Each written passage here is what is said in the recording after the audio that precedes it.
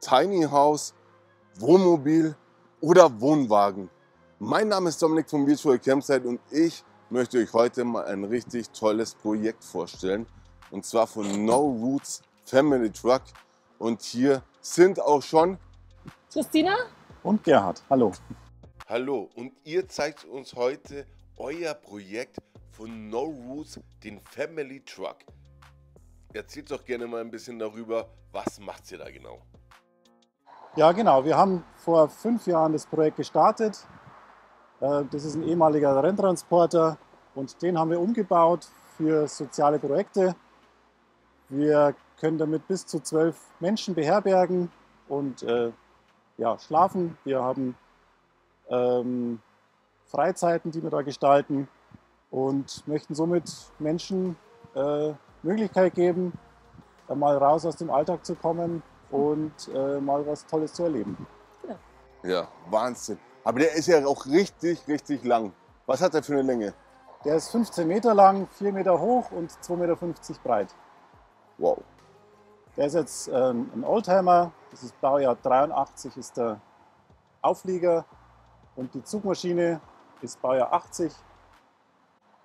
Hat schon über oder fast jetzt 900.000 Kilometer drauf und ist echt noch gut in Schuss und ja, fahrt richtig schön. Könnt auch mal gerne innen reinschauen.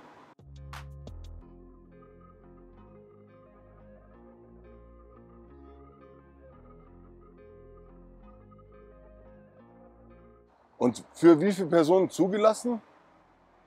Es ist ja, bis zu 7 Personen können herin sitzen und damit fahren. Also hinten im Auflieger darf man nicht mitfahren während der Fahrt. Aber vorne dürfen so viele mitfahren, wie sitzen können, weil es ja noch keine Anschnaller gibt. Ich würde sagen, wir schauen ihn uns doch mal von innen an. Gerne, man kommt gerne mit.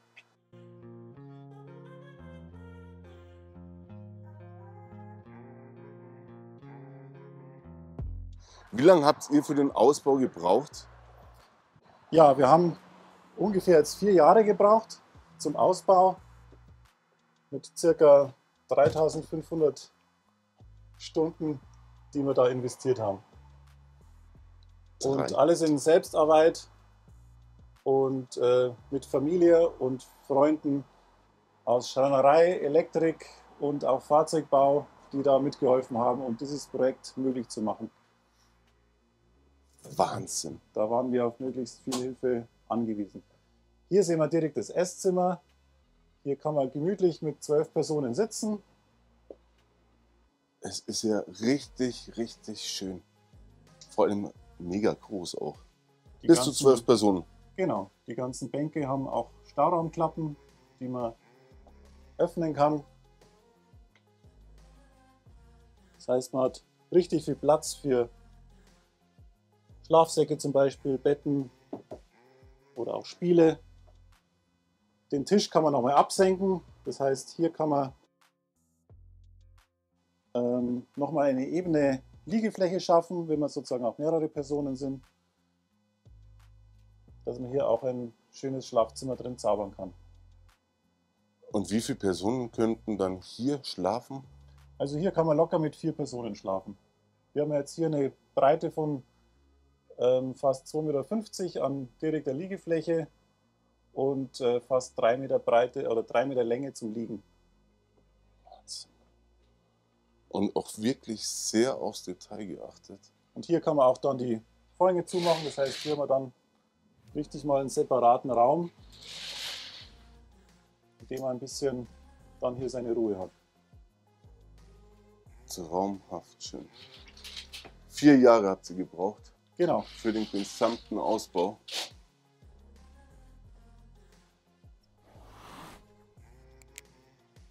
Richtig, richtig schön groß. Und ich muss sagen, ihr wart in der Ukraine damit, oder?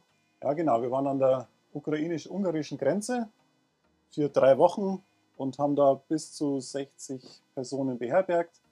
Es waren hauptsächlich Mütter mit Kindern oder ältere Menschen. Der jüngste Gast war, wie alt, Christina? 8 Wochen und die älteste war 86. Also, und die waren richtig dankbar, dass sie hier für eine gewisse Zeit hier unterkommen konnten und sich erstmal ausruhen. Und das ist Das auch glaube dank ich. vielen Spendern und Unterstützern möglich gewesen, dass wir das starten konnten. Okay, wo kann man da euch unterstützen oder wo kann man hinspenden, um Das euer geht über Projekt zu die unterstützen? Joel Stiftung und das ist auch verlinkt über unsere Homepage unter unterwegs-aufatmen.de. Da findet man alle Infos für unsere sozialen Projekte und auch Spendenaufrufe, die wir bei so Projekten dann auch gut brauchen können. Ich würde sagen, ich packe euch das Ganze natürlich hier mit in die Videobeschreibung und wir schauen uns diesen schicken Kamin an. Hier haben wir einen richtig schönen Holzofen, mit dem man in den kälteren Jahreszeiten richtig gut heizen kann und kochen kann. Von der Pizza über den Auflauf, über den Tee, alles ist hier machbar. Aber der heizt ja auch richtig gut dann wahrscheinlich, oder? Im Winter wird es hier gleich warm. Da wird es richtig schön warm und die begehrtesten Plätze sind dann natürlich direkt hier am Ofen zu sitzen und dem Feuer nachzuschauen. Es geht verdammt hoch. Ja, Die wir haben Höhe jetzt- hier drinnen Wir haben ist ja 2,80 Meter an dieser Höhe und eine Gesamthöhe innen von 3 Metern. 3 Meter Gesamthöhe. Und ich war ja davor schon mal drin und ihr habt einen richtig tollen Platz tatsächlich für euer Holz. Genau, hier haben wir in der Stufe integriert unser Holz.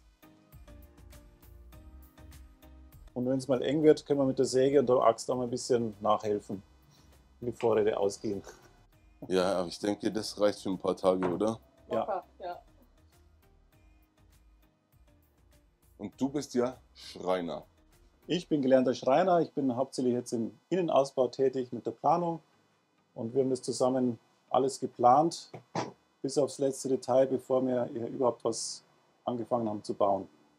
Das war uns wichtig, dass es hier ein Wohnraum wird, ein schöner, und dass wir da ja, Lebensqualität auch schaffen. Das ist euch auf jeden Fall gelungen, würde ich sagen. Darf ich nochmal den Schrank sehen? Ja, gerne. Hier ist alles, die ganze Schalttafeln, Töpfe. Vor allem richtig viel Platz auch hier drinnen. Oh, wunderschön. Die Teller, wie die angeordnet sind. Also wirklich bis ins kleinste Detail auf alles geachtet. Ihr habt auch keine Plastikschüsseln hier drin oder Plastikbestecke. Wir haben keine Plastikbestecke. Also vom Gewicht hat man jetzt nicht unbedingt das Problem. Wir mussten da jetzt nicht aufpassen. Wir haben jetzt alles sortiert in normalen Besteck, normale Töpfe und ja. So, dann können wir euch mal noch mitnehmen. Hier haben wir unseren oberen Raum. Das ist Bibliothek oder auch Lesezimmer. Der ist richtig gut geeignet zum Chillen, zum Lesen, für Kinder zum Spielen. Und natürlich auch umzubauen für Schlafplätze. Wir haben jetzt externe Matratzen, die wir dann aufbauen können. Und da kann man richtig schön mit dem Schlafsack dann übernachten. Ist ja auch riesig. Hier Ja. könnten ja auch locker 4, 6 Personen schlafen, oder? Genau, könnten, aber wir haben meistens bis zu 3 Personen da oben jetzt. Wir haben hier eine Raumhöhe von 90 cm, eine Breite von 2,50 Meter und eine Schlaftiefe von 3 Metern. Insgesamt hat der LKW 49 Quadratmeter Wohnfläche. 49 Quadratmeter Wohnfläche. Ja, das ist schon richtig groß. Fast wie ein kleines Apartment.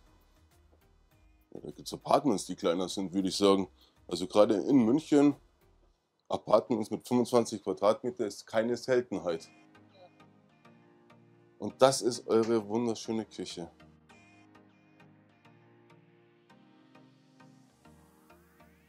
Richtig schön verarbeitet das Ganze.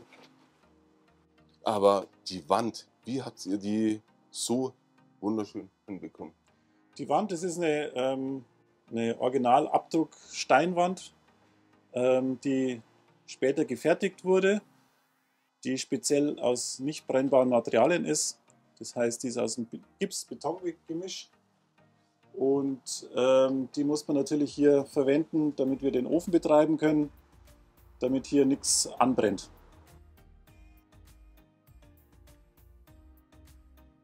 Ihr steht auch öfters komplett autark. Wie lange könnt ihr autark stehen? Also das hängt ein bisschen von der Personenzahl ab. Im Prinzip sind wir mit Wasser und Strom, ja, also 3 Tage mindestens, meistens sogar ein bisschen länger. Also das geht ohne weiteres. Dann können Okay. wir uns selbst versorgen und das machen wir auch öfter. Aber die Küche, die ist schon sehr beeindruckend. Darf ich mal öffnen? Ja, gerne. Das ist quasi unser Kühlschrank. Da sind hier die Kühlboxen. Da machen wir dann Eis rein. Das hält dann auch mindestens 3 Tage. Das ist hier durch diese Isolierboxen wirklich eine gute Möglichkeit, da einfach auch keinen Strom für einen Kühlschrank zu verbrauchen. Das stimmt. Das ist natürlich.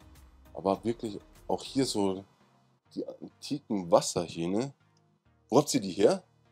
Oh, das ist ganz viel Gestöber.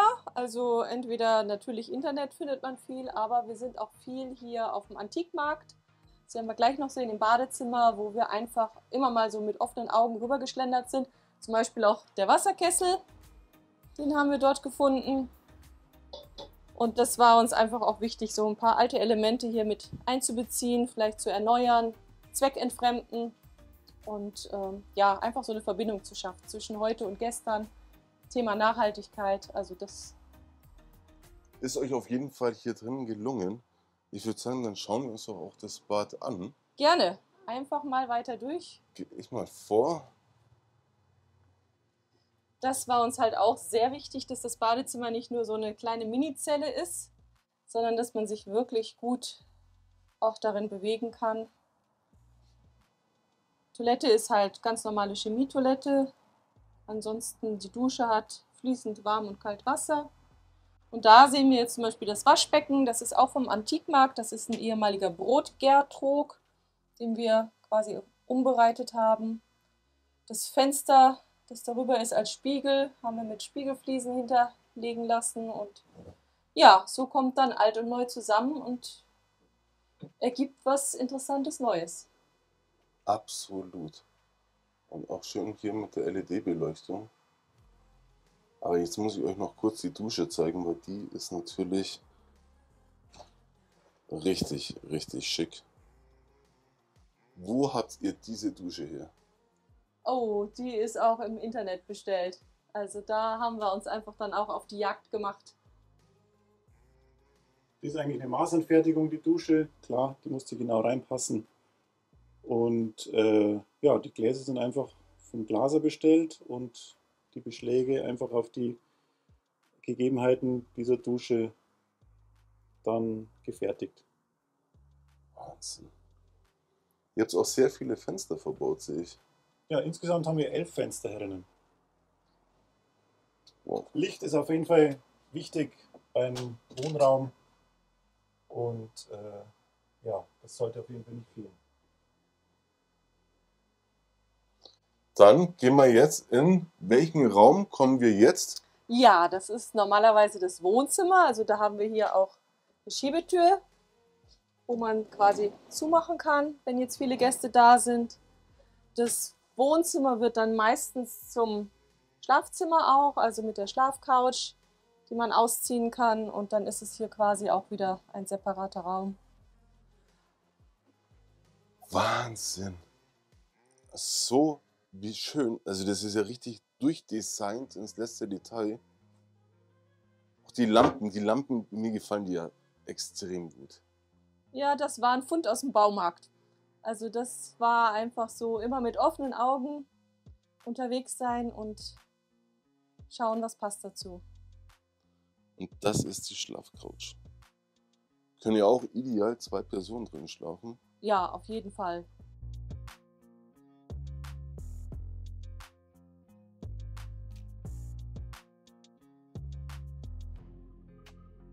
Ja, das ist natürlich super, wenn der Mann ein Schreiner ist. Das stimmt. Und wenn er das auch noch planen kann, beruflich, dann kommt was zusammen, was wirklich ein gutes Ergebnis bringt. Wirklich absolut großartig. Und darüber befindet sich jetzt auch nochmal. Was Genau. befindet sich jetzt darüber? Also es gibt tatsächlich in diesem ganzen Haus ein wirkliches Schlafzimmer, was immer Schlafzimmer ist. Also die anderen Räume kann man ja umgestalten und oben ist aber tatsächlich so das Bambuszimmer. Da Das dürft ihr einfach jetzt mal schauen. Bambuszimmer. Jetzt haben wir jetzt mal hoch. Und auch die Handgriffe hier, die sind richtig, richtig schön. Wow. Es hat hier auch 90 cm an Deckenhöhe, oder? Ja, genau. Hier sind auch 90 cm. Die Wände sind zum Großteil tapeziert. Zum Teil mit Fotos von eigenen Filmaufnahmen, von Fotoaufnahmen.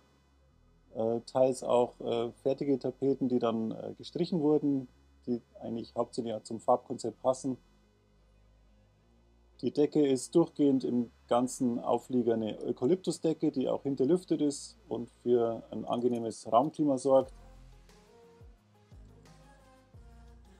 Also es ist Und man so kann natürlich alles etwas separieren, teils mit Schiebetüren, teils mit Vorhängen, damit man auch, wenn man viele Personen sind hier herinnen, dass man sich jetzt nicht alle in einem Raum fühlt, sondern ein bisschen auch Intimsphäre hat. richtig, richtig schön. Also mir gefällt ja euer Wohnmobil, Wohnwagen, wie sagt man dazu? Ja, Truck halt. Family Truck. Einfach euer Family Truck. Ich finde ihn gigantisch. Also wirklich richtig schön. Und auch der Boden. Gerd, magst du uns noch was zu deinem Boden sagen? Ja, der Boden, viele haben ihn natürlich für verrückt gehalten. Ich hätte natürlich viel einfacher und günstiger einen Laminatboden reinsetzen können, aber ich hatte einen schönen alten Holzboden, der schon einige hundert Jahre alt ist, aus einem Stadel bekommen, den ich komplett neu aufbereitet habe. Das heißt, die Dielenbretter waren vorher 5 cm dick und richtig auch bucklig krumm. Die habe ich komplett abgehobelt, neu besäumt und man sieht ja auch, die sind auch wurmstichig, das heißt, das ist alles original. Und die habe ich eigentlich zum kompletten Boden wieder neu gestaltet. Die sind auch mit einem Antikwachs dann nochmal hergerichtet und gefinisht. Und das gibt natürlich, gerade wenn man hier barfuß unterwegs ist, ein richtig gutes Raumgefühl. Und man hat eigentlich nie kalte Füße, wenn man hier hinläuft, nicht mal im Winter. Also hier spricht natürlich der Profi, mir sagt das meiste davon gar nichts, aber der Boden, er ist so schön. Ich würde sagen, wir schauen uns jetzt nochmal das Wohnzimmer an und dann sind wir hier auch langsam am Ende mit der Roomtour. Die wichtigsten Infos erhaltet ihr selbstverständlich nochmal in der Videobeschreibung. Und was sagt ihr, was gibt es als nächstes für Reisen? Was kommt als nächstes auf euch zu, auf eurem Projekt? Ja, als nächstes steht bei uns auf dem Programm nochmal eine Jugendfreizeit mit der Diakonie, wo wir auch 3 Tage ins Grüne fahren, in den Wald und da einfach eine gute Zeit miteinander verbringen. Die bringen ihre Kanus mit und ja, dann wohnen wir alle zusammen hier mit, ist noch nicht ganz klar wie viele Leuten, vielleicht so 10 Leuten für 3 Tage hier in dem Truck. Wahnsinn. Und jetzt kommt das Besondere, ihr habt auch noch die Möglichkeit, ein Open-Air-Kino hier zu gestalten mit einer Kinoleinwand, die ist wie groß? Die ist ca. 11 x 4,50 Meter groß. Das ist ein richtig großes Breitbandkino, können wir hier gestalten. Und zwar findet das Ganze auf der Außenseite des Trucks statt, indem wir separat eine Leinwand aufziehen können. Und wir haben auch dazu ca. 100 Sonnenliegen, die wir dann aufstellen können. 100 Sonnenliegen? Ja. 100 Sonnenliegen, genau. Damit natürlich viele Besucher da einen schönen Platz finden dann für einen schönen Film Open Air. Wo findet das Ganze statt? Das Ganze findet statt nächstes Jahr auf jeden Fall fest im Kirchheim in der Landesgartenschau. da kann man uns auf jeden Fall besuchen. Und ansonsten sind wir auch bei anderen Events vielleicht noch dieses Jahr unterwegs, um da einfach möglichst vielen Leuten eine Freude zu machen. Da hätte ich auf jeden Fall gerne eine Einladung da. Das würde ich mir natürlich gerne ansehen. Und ich würde sagen, das war's hier mit euch zwei Hübschen, mit dem Family Truck. Ich sag danke fürs Zuschauen. Es hat mir wahnsinnig viel Freude bereitet. Um in Zukunft kein Video mehr zu verpassen, abonniert kostenlos den Kanal. Macht es gut. Ciao, euer Dominik.